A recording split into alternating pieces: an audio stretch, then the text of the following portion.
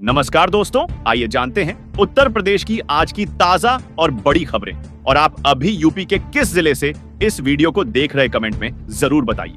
आज की पहली खबर, अब इन कर्मचारियों को मिला तोहफा, महंगाई भत्ता बढ़ा, आदेश जारी, खाते में इतनी बढ़कर आएगी सैलरी। हाल ही में 7वें केंद्रीय वेतन आयोग के तहत काम करने वाले कर्मचारियों और पेंशनरों का डीए 3% बढ़ाया गया था, जिसके बाद डीए 65% से बढ़ाकर 73% हो गया है। वही अब 5वें और 6ठे वेतन आयोग के तहत कार्यरत कर्मचारियों का डीए बढ़ा है।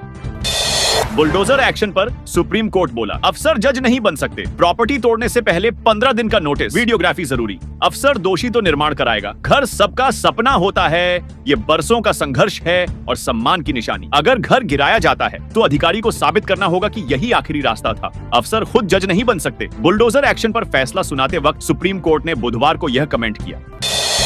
अखिलेश बोले, सरकार को छात्रों के भविष्य की चिंता नहीं, प्रयागराज में 20,000 छात्रों ने जलाए कैंडल, विपक्षी नहीं है हम के लगे नारे। प्रयागराज में लोक सेवा आयोग कार्यालय यूपीपीएससी के सामने 20,000 छात्रों का प्रदर्शन तीसरे दिन भी जारी है। बुधवार को सपा प्रमुख अखिलेश यादव ने छात्रों की मांगों को जायज बताया। कहा, प्रयागराज में जो युवा नौकरी मांगने आए उन पर ये लाठी चलवा रहे हैं, वे अपनी पढ़ाई के लिए आंदोलन कर रहे हैं, सरकार उनके भविष्य के साथ खिलवाड़ कर रही है, इस बात की उन्हें चिंता भी नहीं है।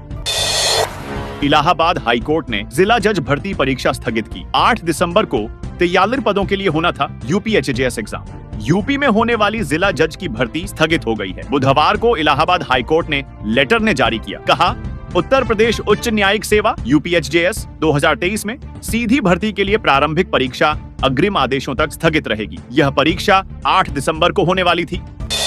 यूपीएसएसएससी वैकेंसी, यूपीएसएसएससी का परीक्षा कैलेंडर जारी, दिसंबर जनवरी में होंगी 4 भर्ती परीक्षाएं। यूपीएसएसएससी वैकेंसी, अगर आप सरकारी नौकरी की तैयारी कर रहे हैं तो आपके लिए खुशखबरी है, यूपीएसएसएससी ने 4 भर्ती परीक्षाओं के डेट अनाउंस किए हैं। लखनऊ में 1 करोड़ का ट्रांसफार्मर जला, 30,000 लोग रहे परेशान। पुराने लखनऊ में 18 घरों में बिजली चोरी पकड़ी गई। लेसा के राजेंद्र नगर उपकेंद्र में बुधवार 8 बजे एक पावर ट्रांसफार्मर जल गया। ट्रांसफार्मर जलने से निवाज खेड़ा, नाका हिंडोला, खुर्शीदबाग, बशीरतगंज में बिजली सप्लाई ठप हो गई। बिजली नहीं आने से घरों में पानी की सप्लाई ठप रही। लोगों ने उपकेंद्र से लेकर इंजीनियरों को फोन किया। डॉक्टरों पर कस्सा शिकंजा, बिना अवकाश स्वीकृति गायब रहने वाले चिकित्सकों पर होगी कार्रवाई। निर्देश जारी, गैर हाजिर रहने वाले डॉक्टरों की रिपोर्ट न भेजने वालों के खिलाफ भी कार्रवाई होगी। इस संबंध में सभी सीएमओ और सीएमएस को भी निर्देश भेज दिए गए हैं। दवा माफिया पर एसटीएफ का शिकंजा, संजय प्लेस में मारा छापा, नकली दवाएं बरामद। यूपी में दवा माफिया पर एसटीएफ ने शिकंजा कस दिया है। आगरा के संजय प्लेस में एसटीएफ ने छापा मारा, यहां से नकली दवाओं के साथ कासगंज के युवक को गिरफ्तार किया गया।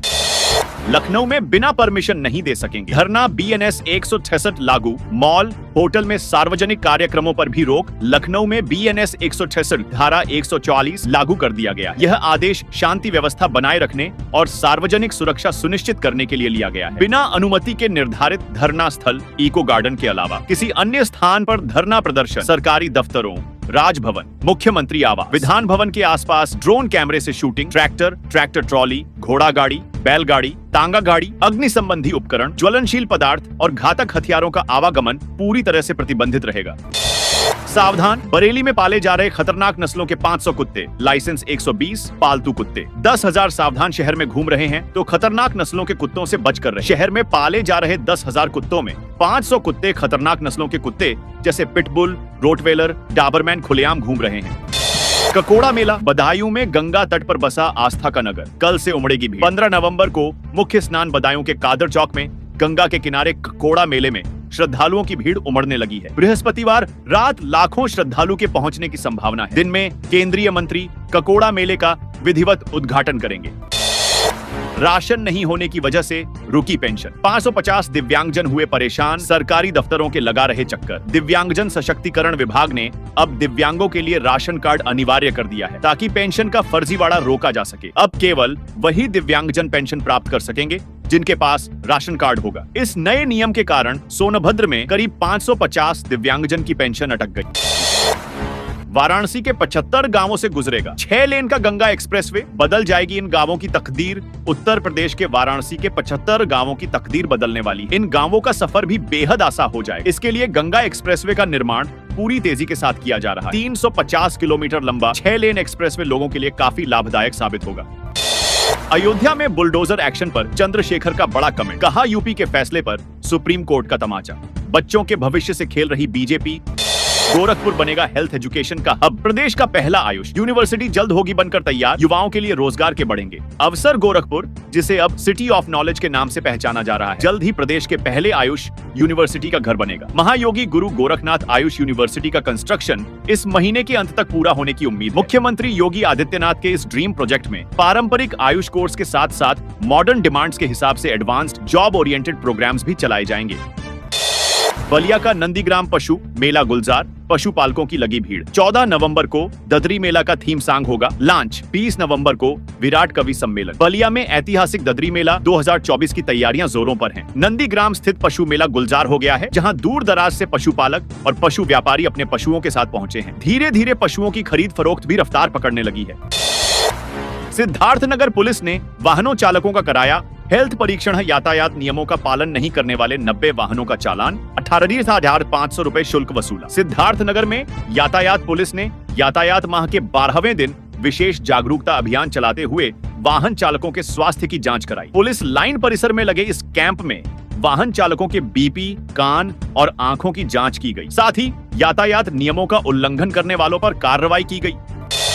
लखनऊ में हाईवे पर 913 लीटर ब्रांडेड शराब पकड़ी गई। दवा के डिब्बों में छिपाकर पंजाब से बिहार भेजी जा रही थी। एक गिरफ्तार, लखनऊ पुलिस ने ट्रक में दवाइयों के बीच छुपाकर ले जाई जा रही 913 लीटर अंग्रेजी शराब पकड़ी। सीतापुर रोड पर सुबह कार्रवाई करते हुए ट्रक चालक को गिरफ्तार किया। शराब पंजाब झीरकपुर से बिहार के पटना ले जाई जा रही थी। लखनऊ मंडल के अपर आयुक्त समेत 4 अफसर सस्पेंड। आरएसएस लीडर के जमीन की पैमाइश 6 साल लटकाए रखी योगी सरकार ने 4 अफसरों को सस्पेंड कर दिया। जिन अफसरों पर कार्रवाई हुई है उनमें लखनऊ मंडल के अपर आयुक्त आईएएस घनश्याम सिंह, बाराबंकी के एडीएम वित्त एवं राजस्व अरुण कुमार, झांसी के नगर मजिस्ट्रेट विदेश सिंह और बुलंदशहर की एसडीएम रेणु शामिल। कानपुर में अखिलेश की रैली में कुर्सियां खाली, बोले गड्ढा खुद गया, डीएम साहब को पता नहीं, केशव का तंज, हमारे यहाँ कुर्सी कम पड़ गई। कानपुर में बुधवार को सीसामऊ सीट पर हो रहे उपचुनाव के लिए पहले अखिलेश यादव और फिर केशव मौर्य ने जनसभाएं की। अखिलेश यादव की सीसामऊ रैली में आधी से ज्यादा कुर्सियां खाली रही। 5000 कुर्सियां लगाई गई थीं, लेकिन सिर्फ 2000 ही लोग पहुंचे। यह देखकर सपा प्रत्याशी नसीम सोलंकी भी हैरान रह गई। आयुष्मान कार्ड के लिए 2 सप्ताह में 5 लाख बुजुर्गों ने किया आवेदन। ऐसे करें अप्लाई स्वास्थ्य बीमा योजना। ABPMJAI के विस्तार के बाद से 70 साल और उससे अधिक आयु के लगभग 5 लाख वरिष्ठ नागरिकों ने आयुष्मान कार्ड के लिए आवेदन किया। प्रधानमंत्री नरेंद्र मोदी ने 2 सप्ताह पहले 70 साल और उससे अधिक आयु के लोगों को शामिल करने के लिए ABPMJAI के विस्तार का घोषणा की थी।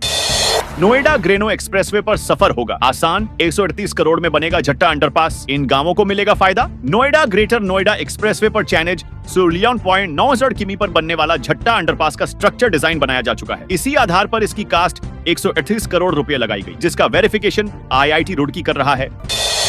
किसानों को कम लागत पर मिलेंगे सोलर पंप, आवेदन शुरू। रब्बी फसल की बुवाई का काम शुरू हो गया है। ऐसे में किसानों को सिंचाई की सुविधा उपलब्ध कराने के उद्देश्य से राज्य सरकार की ओर से सोलर पंप पर सब्सिडी का लाभ प्रदान किया जा रहा है। योजना के तहत किसानों को 3 से लेकर 7.5 एचपी क्षमता के सोलर पंप पर सब्सिडी दी जाएगी। सॉल्वर नहीं, मशीन लिखेगी परीक्षा कक्ष में सवालों के जवाब। दिव्यांग छात्रों की मदद करेगा राइट बॉडी डिवाइस। सॉल्वर नहीं, अब परीक्षा कक्ष में सवालों के जवाब मशीन लिखेगी। दिव्यांग के साथ हादसे में हाथ खो चुके छात्रों की राइट बॉडी डिवाइस मदद करेगा। अब परीक्षा कक्ष में सॉल्वर को नहीं ले जाना पड़ेगा। यूपी में सरकारी स्कूल में पढ़ने वाले बच्चों के अभिभावकों के लिए गाइडलाइन जारी, पढ़ाया जाएगा ये जरूरी पाठ परिषदीय प्री प्राइमरी स्कूलों में पढ़ रहे विद्यार्थियों के अभिभावकों को घर में बच्चों से अच्छा व्यवहार करने व सकारात्मक माहौल बनाए रखने के तौर तरीके बताए जाएंगे। अभिभावकों का सक्रिय सहयोग लेकर विद्यार्थियों को पढ़ाई के साथ साथ नैतिकता का भी पाठ पढ़ाया जाएगा। घर पर अभिभावक उनकी किस तरह देखभाल करें, इसके लिए माता उन्मुखीकरण कार्यक्रम आयोजित किया जाएगा। बचपन से ही उन्हें अच्छा नागरिक बनाने के लिए प्रेरित किया जाएगा। इलाहाबाद हाईकोर्ट को बम से उड़ाने की धमकी। श्री कृष्ण जन्मभूमि केस के पक्षकार को पाकिस्तान के नंबर से कॉल आई, बोला पहले कोर्ट फिर तुम्हें मारेंगे। इलाहाबाद हाईकोर्ट को बम से उड़ाने की धमकी मिली है। मथुरा के आशुतोष पांडे को व्हाट्सएप पर 22 रिकॉर्डिंग भेजी गई हैं। यह 2 मोबाइल नंबर से आई हैं। दोनों पाकिस्तान के बताए जा रहे हैं। उन्हें इन नंबरों से कॉल भी आई हैं। बेसिक की 1.5 लाख छात्राएं होंगी। फाइनेंशियली लिटरेट 3000 नोडल टीचर देने ट्रेनिंग वास्तविक जीवन के मिलेंगे। टास्क यूपी के परिषदीय विद्यालयों की 1.5 लाख छात्राएं बहुत जल्द वित्तीय साक्षरता होंगी। उनकी फाइनेंशियल लिटरेसी को बढ़ाने पर जोर दिया जा रहा है। 31 दिसंबर तक इसे पूरा करने का लक्ष्य है। लखनऊ में पूर्वांचल एक्सप्रेसवे पर बस में लगी आगा दिल्ली से आजमगढ़ जा रही थी। बस 42 यात्री सुरक्षित बचाए गए। लखनऊ में पूर्वांचल एक्सप्रेसवे पर एक प्राइवेट बस में भीषण आग लग गई। बस में 42 पैसेंजर सवार थे, जिन्हें समय रहते बाहर निकाल लिया गया। घटना गोसाईगंज थाना क्षेत्र में गुरुवार सुबह करीब 6 धसकी है। घटना के बाद मौके पर अफरा तफरी मच गई।